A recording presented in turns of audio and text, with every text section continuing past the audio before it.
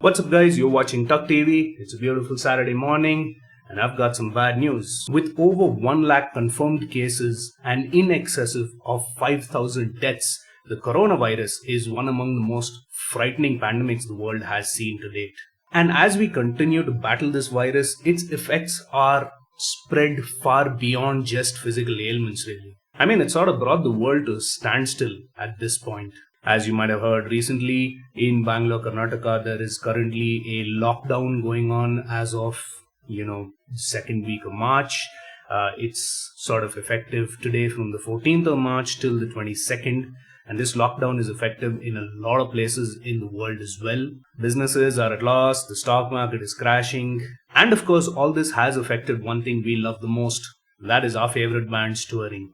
With stringent travel restrictions, fear itself in traveling, which is understandable, and visa restrictions and cancellations and all of that, a lot of bands have had to either cancel their tours or postpone it. Metalinjection recently put up a list in terms of all the shows that were rescheduled, postponed or cancelled.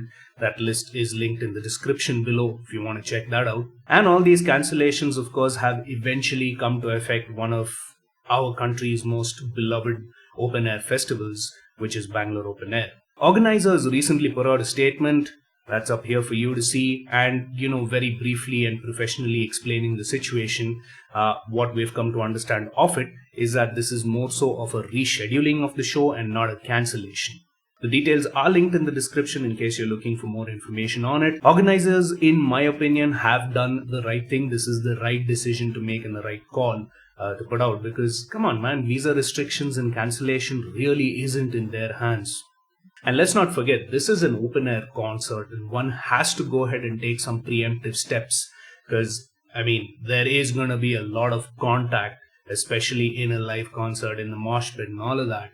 And this is a virus that sort of spreads through touch. Without doubt, health and safety will have to come first. An unfortunate byproduct of all of this, you have to agree, is loss. And for everybody. You got to feel for the organizers at this point, because there is probably a lot of stuff that may or may not be refunded to them. I don't know, it's speculation, but then things like venue fees, the amount of money they put into sponsorship, gear, visas, who knows what they're going to get back at this point. Now, I have seen some discussions, requesting refunds and all of that. And while I completely understand there are a lot of folks who have had to plan, traveling and, stay and all of that for the sake of this show, are definitely suffering. However, I, for one, at this stage, am probably gonna, just sort of wait and watch. And I'm not gonna be sort of jumping in for a refund. There's two reasons of that. Firstly, I think there's already a ton of stuff going on and I don't necessarily want to add to the chaos. Secondly, I consider myself fortunate that I am able to go ahead and sustain, my life without having to ask for this refund. And that's sort of my way of supporting and showing my support to this entire situation.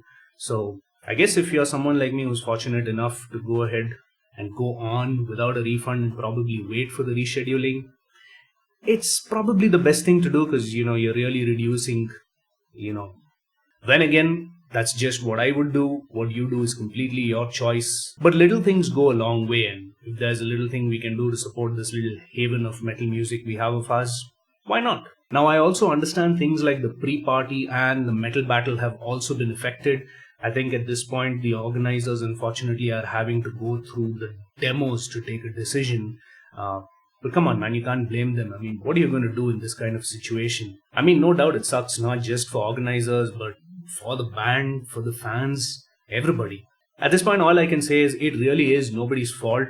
We're just going to have to deal with this and brave on until we can find some sort of end to this entire menace. Hopefully, there is an end to this virus and things do get better. But until then, as of date, Bangalore Open Air stands rescheduled. There is no confirmation on the rescheduling date or whether the venue is going to change or any of that. But then knowing that Bangalore Open Air is an established brand and they've been around, they've done this in the past, I'm sure that these guys will soldier on and they will find a way to get things going, probably in the near future. Anyway, those are my thoughts. What do you think of the current situation of the entire fiasco? Are there some bands you were looking forward to in Bangalore Open Air, and unfortunately, now we're going to have to wait for it? Let me know in the comments below. Give this video a thumbs up and subscribe to our channel for more content from us. And until next time, this is TUGGtv signing off.